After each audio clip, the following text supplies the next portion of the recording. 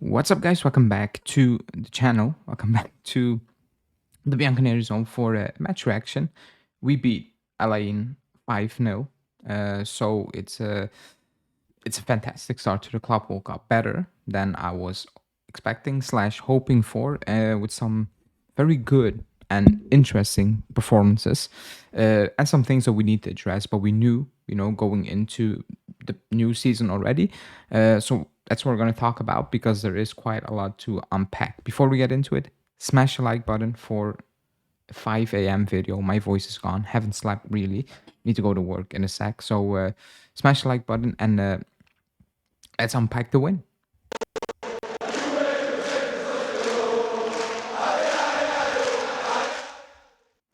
Okay, so first in the group, because Man City only won 2-0 against Casablanca, we did what we had to do. You win, and you need to beat Al Ain. With all due respect, before I get into it, they're not a good side, quality-wise. It is what it is. We knew that, but still, I wasn't expecting 5-0 based on what I've seen from us coming into this tournament. There wasn't a lot to suggest that we were going to beat any team 5-0, but we did, and the start was good throughout the game. That first half was just good, period, because what Tudor wants to do is clear.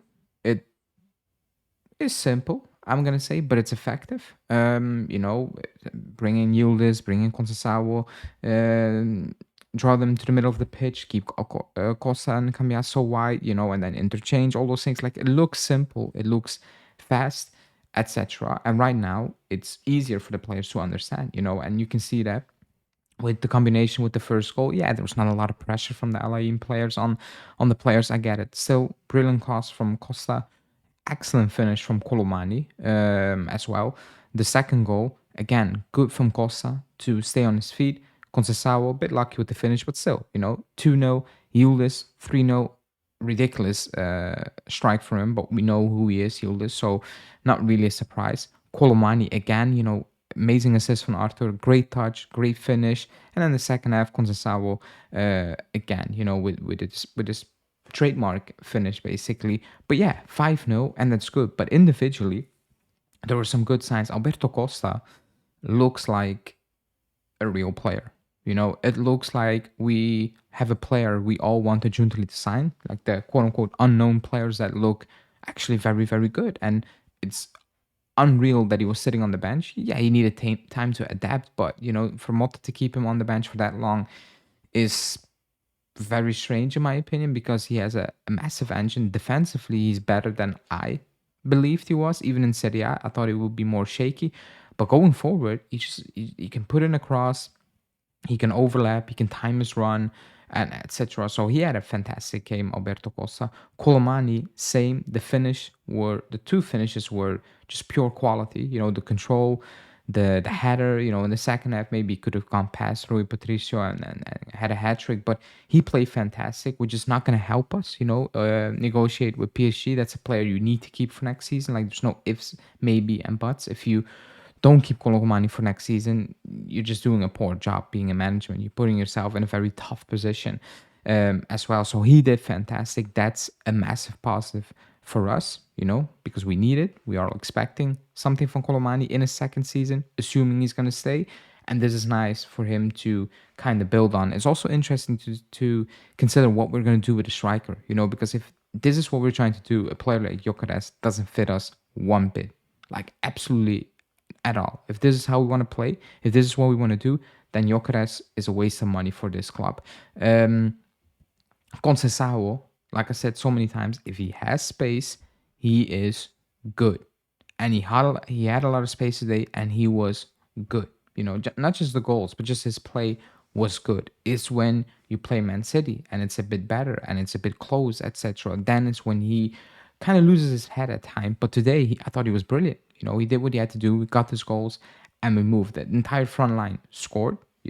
Twice Conceição, twice Colomani, one Yildiz. So that's good. Nothing to say about that. That midfield, hard to judge because I don't think Alain posed really any issues in midfield. So I don't think McKennie or Thuram had a very difficult game. Not even Douglas Luiz when he came on. So I don't think that was really something to say, okay, that was good, or it didn't really get tested at all. It was just going through the motion for that midfield. It wasn't really battles here and there, or you need to be technically well sound, and that was not the case. So tough to talk about that one. What is an issue, and we know that, is that backline.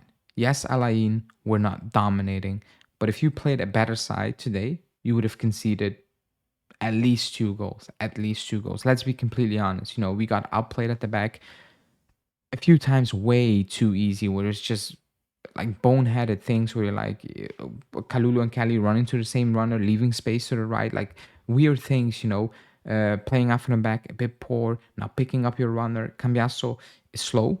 He's slow defensively, and it could cost us long term. So it's going to be interesting to see how we're going to use him more, because he was put up very wide, and Conceição and Yulis were put inside, and Conceição stay Alberto Costa stay wide as well. So that might be an issue for Conceição, Cambiasso to have that recovery pace and act on it.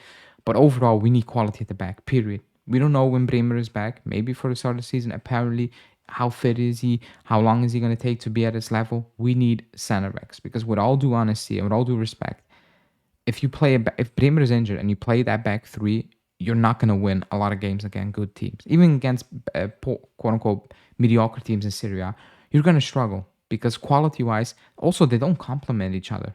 The backline, they don't complement each other. That's the massive worry / not being linked with defenders. That's also a massive worry, in my opinion. Because even when Gatti came on, he had a brutal game. Gatti, yes, he hasn't played in a very long time, I'm assuming, I guess. But he was technically poor, was losing all his duels, was not quick enough, to react. Does weird stuff where he beats his man and then he goes back, tries to win a throw in, gets stuck in with a defender, with an attacker, starts arguing with a defender. I'm like, it's 5-0 and you messed up. It's not the attacker's fault that, he wins the throw in. You messed up. So quality wise, that backline needs massive help. It was Alain. They didn't punish us. Casablanca, who I watch against City, they will punish you. They will score a goal if you play like that at the back. And Man City 100% will punish you if you play like that at the back with some very weird mistakes where it's like, not even, it's quality, but also it's like you're just not thinking straight. You're just doing very weird stuff at the back. So that needs to be addressed. Chiellini said in time, and he means this window, stay calm basically, because we are convinced that we're going to build something competitive for next season. So let's wait and see. For now, it's a good start. 5-0. I'm heading out because it's 5 a.m. I need to get ready to get. I can go to sleep maybe for an hour or so, but what's the point? I'm just going to chill, get ready to go to work, and stay tuned tonight, live show. We will break down everything a bit more in detail with some guests, and maybe have some new information, from Codes, Tudor, and maybe some transfer news. Who knows? Maybe a center back. Anyways, I'm out. Ciao.